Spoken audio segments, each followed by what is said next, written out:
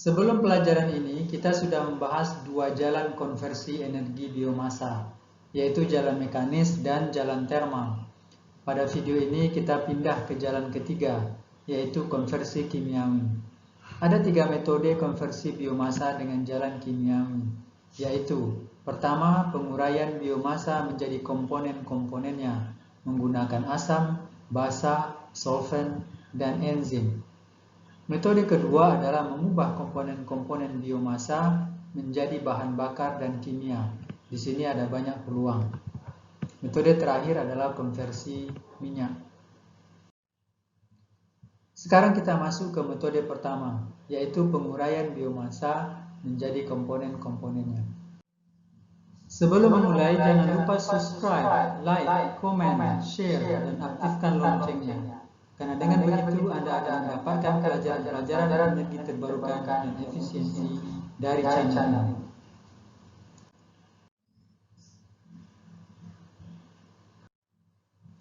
Konversi biomasa dengan jalan kimiawi terdiri dari 2 bagian besar.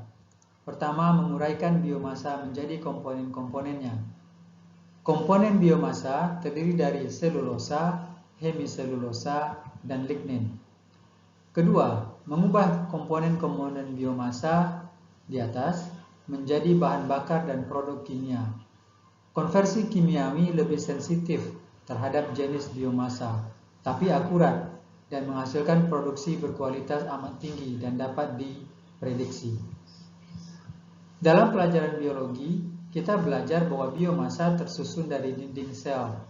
Dinding sel ini dapat diuraikan menggunakan asam yang terdiri dari hidroklorik, belerang, asetat, dan sulfat.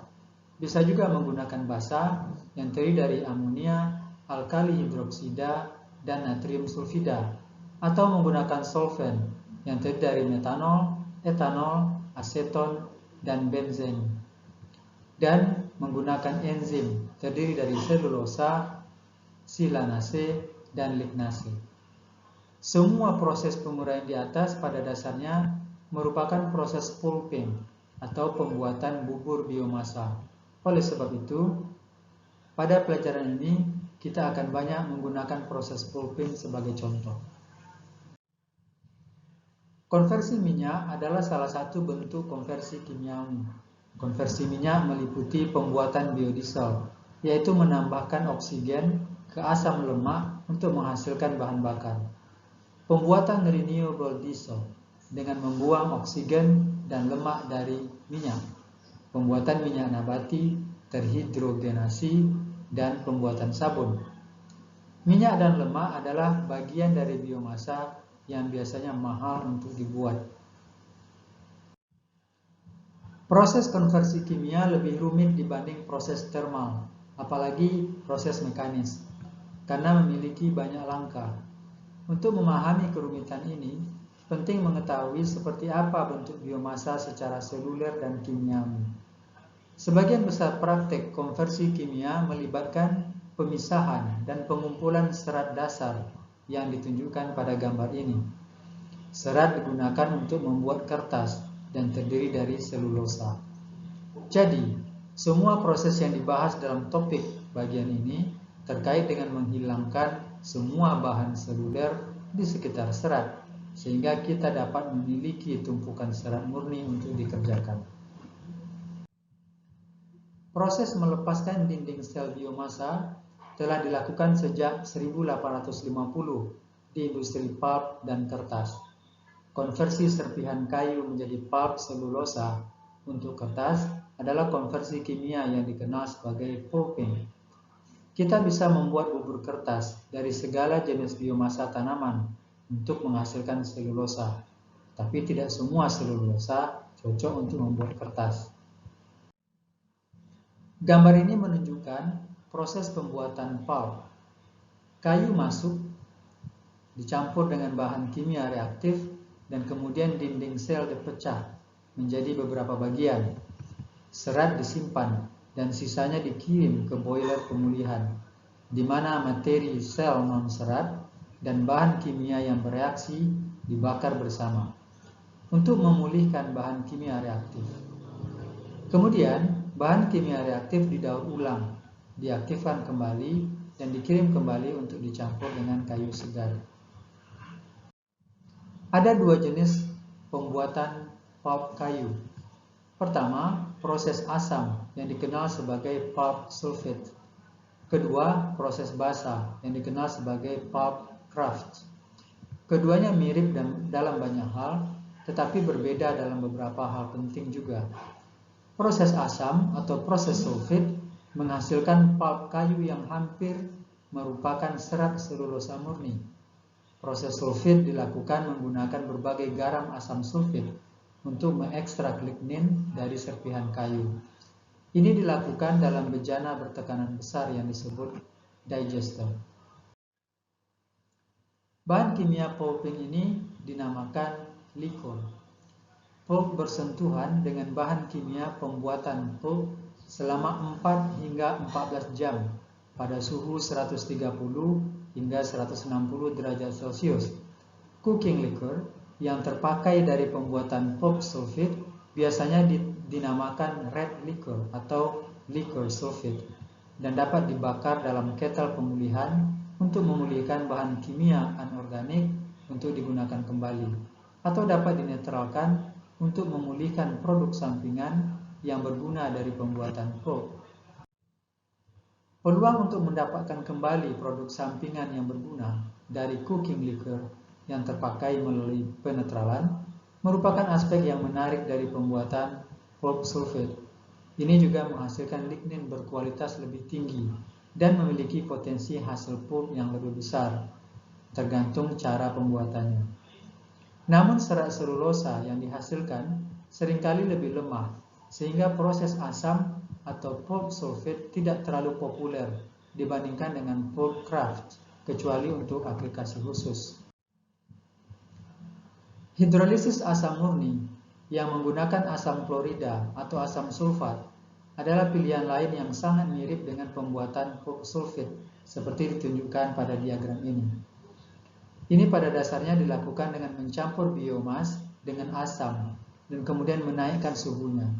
Ini memisahkan bagian serat dari bagian lainnya dan kemudian serat dikumpulkan dan menggunakannya untuk memproduksi gula. Setelah serat dikeluarkan dari asam, asam dapat dipulihkan dan digunakan kembali. Sekarang kita masuk ke penguraian biomasa dengan proses basa. Proses basa atau proses kraft menghasilkan pulp kayu yang merupakan serat selulosa murni dengan menggunakan campuran natrium hidroksida dan natrium sulfida yang dikenal sebagai cairan putih atau white liquor untuk memutus ikatan lignin dan selulosa. Seperti pembuatan pulp sulfate, ini juga dilakukan di bejana bertekanan besar yang disebut digester. Pulp bersentuhan dengan bahan kimia pembuatan pulp selama 2-3 jam pada suhu 170 sampai 180 derajat Celcius. Dalam kondisi ini, lignin dan hemiselulosa terdegradasi, menghasilkan fragmen yang larut dalam cairan basa kuat. Pulp padat dikumpulkan dan dicuci, dan cooking liquor bekas yang dikenal sebagai black liquor dipekatkan dan dibakar dalam ketel pemulihan untuk memulihkan bahan kimia anorganik untuk digunakan kembali. Proses kraft masih merupakan metode pembuatan pulp komersil yang paling populer. Ia bekerja pada berbagai jenis biomasa, menghasilkan pulp yang sangat kuat, dan dalam banyak hal prosesnya tidak terlalu rumit daripada pembuatan pulp sulfate karena pertimbangan bahan dan emisi. Ledakan serat amonia atau ammonia fiber explosion, juga dikenal sebagai AFEX, adalah proses lain menggunakan basa untuk mengurai biomasa menjadi bagian-bagiannya. Salah satu kelebihannya karena cukup sederhana. Proses ini dilakukan hanya merendam biomasa dalam amonia sambil menaikkan suhu dan tekanan. Begitu mencapai tekanan yang diinginkan, tekanan dilepaskan dengan cepat sehingga menghasilkan pemuaian yang eksplosif atau bersifat meledak. Ledakan ini merobek serat selulosa dari lignin dan menyisakan biomasa yang jauh lebih mudah terurai dan dicerna daripada sebelumnya. Proses ini tidak menyisakan tumpukan serat selulosa murni, tetapi kecepatan dan kesederhanaannya menjadikannya proses yang baik untuk berbagai ide bioenergi skala kecil. Proses menguraikan biomasa selanjutnya adalah proses solvent. Organosulfopen menggunakan solvent atau pelarut, bukan menggunakan asam atau basa. Pelarut adalah bahan kimia untuk melarutkan sesuatu dan mengubahnya menjadi larutan cair. Tidak seperti asam atau basa, pelarut umumnya tidak merusak atau memodifikasi zat kimia yang larut, hanya menyusun ulang molekulnya sehingga bisa menjadi larutan cair.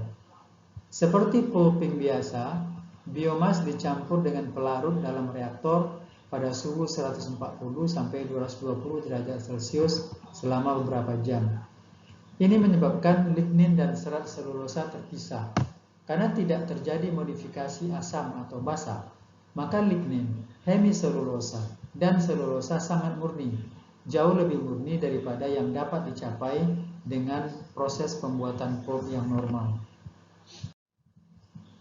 Pelarut yang digunakan antara lain aseton, metanol, etanol, butanol, etilen glikol, asam format, dan asam asetat. Kerugian utama dari organosulfopen adalah tekanannya. Pelarut cenderung memiliki titik didih yang sangat rendah, sehingga saat dipanaskan dibutuhkan tekanan yang tinggi untuk menahannya, dan ini membuat prosesnya menjadi sangat mahal. Pelarut yang tidak memerlukan tekanan tinggi dan tidak larut dalam air lebih disukai, misalnya etanol dan butanol. Proses penguraian biomasa berikutnya adalah dengan solvent cairan ionik. Salah satu perkembangan terbaru yang paling menarik dalam pemisahan kimiawi komponen dinding sel adalah cairan ionik. Cairan ionik umumnya adalah garam organik cair. Garam apapun yang dapat meleleh tanpa dekomposisi atau menguap biasanya disebut cairan ionik. Cairan ionik adalah pelarut luar biasa yang mampu melarutkan berbagai macam zat dengan sangat cepat. Gambar ini menunjukkan gulungan kapas yang dilarutkan dalam cairan ionik pada suhu kamar dalam 5 detik. Masalah dengan solvent cairan ionik adalah harganya sangat mahal dan tidak terdapat banyak metode yang efisien untuk memulihkannya setelah biomasa larut. Saat ini, banyak ilmuwan yang mengembangkan metode untuk memulihkan sebagian besar cairan ionik yang digunakan dalam konversi sehingga dapat digunakan kembali. Jika dapat digunakan kembali, maka segi ekonomisnya akan jauh lebih baik. Cairan ionik diperkirakan akan menjadi teknologi yang unggul dalam waktu dekat. Pelarut lain yang sangat menarik untuk menguraikan biomass adalah gamma-valerolactoneol (GVL). Yang menarik, seperti halnya cairan ionik, ia dapat digunakan untuk melarutkan biomasa menjadi bagian-bagiannya pada suhu dan tekanan yang cukup rendah. Tidak serendah cairan ionik memang, tapi jauh lebih baik daripada pembuatan pulp tradisional. Sebagai bonus, GVL cukup mudah untuk didaur ulang dan lebih mudah daripada cairan ionik. Hal yang paling menarik tentang GVL adalah bahwa sejumlah biomasa dihasilkan selama proses dekomposisi, seperti memecah biobasa dengan hasil produk biomasa terurai. Perulangan atau looping kimia semacam ini adalah impian dalam teknik kimia karena memungkinkan proses menjadi lebih fleksibel dan ekonomis. Satu-satunya bahan kimia lain yang menjanjikan adalah metanol. Tapi untuk menggunakan metanol membutuhkan suhu dan tekanan yang jauh lebih tinggi daripada kebutuhan tekanan jika menggunakan GVL. Jadi GVL merupakan kemajuan yang signifikan. Penguraian biomasa juga bisa dilakukan dengan rekayasa genetika. Rekayasa genetika tanaman untuk dekomposisi sendiri saat dipanen tidak banyak dilakukan, tapi menarik. Enzim adalah bahan kimia yang sangat mahal karena harus diambil dari mikroba, tumbuhan, atau hewan dan kemudian dimurnikan. Pendekatan tradisional adalah menambahkan enzim ke biomasa dan membiarkan enzim mulai memecah biomasa tersebut semuanya. Namun, jika tanaman yang perlu dipecah telah direkayasa secara genetika terlebih dahulu untuk mendapatkan enzim yang diinginkan, maka kita tidak perlu lagi membeli enzim yang mahal itu. Jadi disitulah peluang rekayasa genetika ini. Biomasa juga bisa diuraikan menggunakan jamur atau fungus. Jika fungus digunakan untuk memecah biomasa, ini disebut biopulping. Saat ini biopulping dilakukan dengan memberikan kepada serpian kayu sejenis jamur pembusuk kayu alami sebelum pembuatan pulp secara mekanis. Proses ini menghemat banyak listrik, mengurangi dampak lingkungan dari pembuatan pulp dan meningkatkan daya saing ekonomi. Metode fungus belum dilakukan pada skala komersil, tapi ini adalah pendekatan yang sangat menarik yang sudah digunakan dalam produksi silase untuk ternak. Potensi metode yang tersedia banyak, selama aplikasi yang diajukan dapat menyesuaikan dengan waktu tunggu yang lama bagi bahan kimia mikroba untuk melakukan tugasnya. Demikianlah video tentang konversi biomasa menggunakan jalur kimiawi dengan metode penguraian biomasa menjadi komponen-komponennya.